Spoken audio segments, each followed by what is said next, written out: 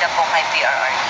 Oo, dapat talaga managot ang Pangulo ng Pilipinas because he allowed foreign entity, foreign organization to interfere with our national sovereignty. So, hanggang siya dapat makasuhan. Opo, kasi hindi naman mangyayari lahat yon kung walang approval ng Pangulo. Yung tinatawag natin na rendition, no? Yung pagkidnap o pagkuha ng isang citizen sa loob ng bayan at dalhin siya sa isang foreign jurisdiction para ipakulong doon. Hindi mangyayari yan kung walang approval ng President. Malabo na gumalaw ang mga departments ng kanya-kanya lang unless incapacitated na talaga yung President natin na hindi na talaga din niya alam kung anong nangyayari sa bayan. Bigla nilang kinuha si Pangulong Duterte. Maganda ang tanong ng News 5 reporter. Ang problema lang, hindi pwede kasuhan si Bongbong Marcos. Meron siya immunity. Hindi rin pwede ma-impeach kasi hawak niya ang Kongreso at Senado. On the statement of Vice President Sara Duterte saying that the President should be held accountable for the arrest of her father, former President Rodrigo Duterte. Sabi po niya, dapat talaga managot ang Pangulo ng Pilipinas because he allowed foreign entity, foreign organization to interfere with our national sovereignty. Your reaction po, Yusek? Unang-una po, ang pamahalaan po, ang administrasyon po, gumawa po ng hakbang na naaayon sa batas at ito po ay in cooperation with the Interpol.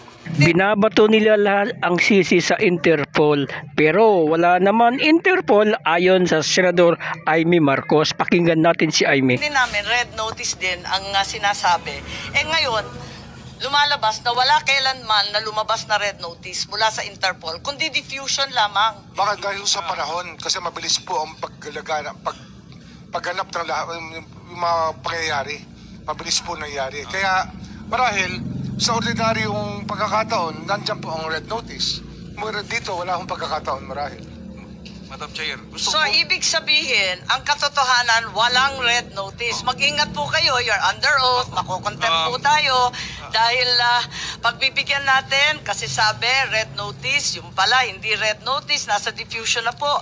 There was no red notice and what was issued was merely a diffusion. Pakita po natin. Operation with the Interpol. Ang pamahalaan nagsukuman po kay dating Pangulong Duterte. Siya po ay kinukonsiderang isang akusado, isang suspect sa crimes against humanity, particularly murder, na ang nagsampa rin po ay kapwa Pilipino na di umanong biktima ng extrajudicial killings ng madugong war on drugs. Ang ginawa ng pamahalaan ay hindi naman po pagsuko ng soberenya, kundi pagsuko ng isang akusado. Uulitin po natin ang sinabi ng Pangulo sa SONA 2022.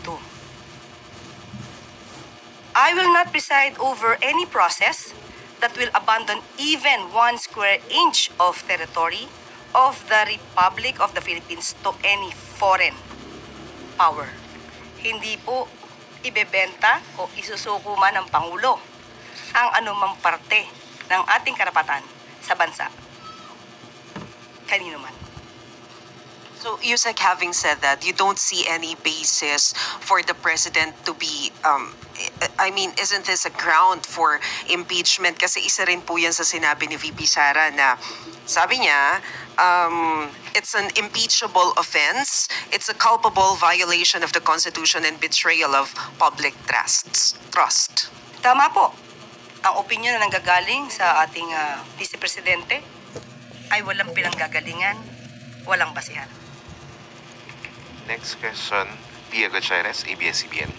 Ma'am, regarding pa rin po dun sa ICC arrest ni former President Duterte, the Office of the Ombudsman is requiring Marcos admin officials to file their counter affidavits. This is regarding Senator Amy's request to probe high-ranking officials of the government involved in the arrest. Una po, ano po yung reaksyon ng Malacanang dito, and do we expect the administration's full cooperation on the matter? Alam naman natin po kung ano po ang kapangyarihan ng Ombudsman. Sa napakabilis pong pag-aksyon ng Ombudsman sa reklamo pong ito ni Senator Amy Marcos, tayo naman po ay tutugon. Ang mga nasabing mga opisyal ay tutugon po at sila po ay magsasubmit ng kanilang mga counter affidavits. At muli, sasabihin natin, ang kanilang mga ginawa ay naaayon sa batas. May directive po ba na specific si Pangulong Marcos tungkol dito? Unang-una po, lagi naman po sinasabi ng Pangulo, sundin ang batas, kung anong procedure na valid at legal, dapat lamang po sundin.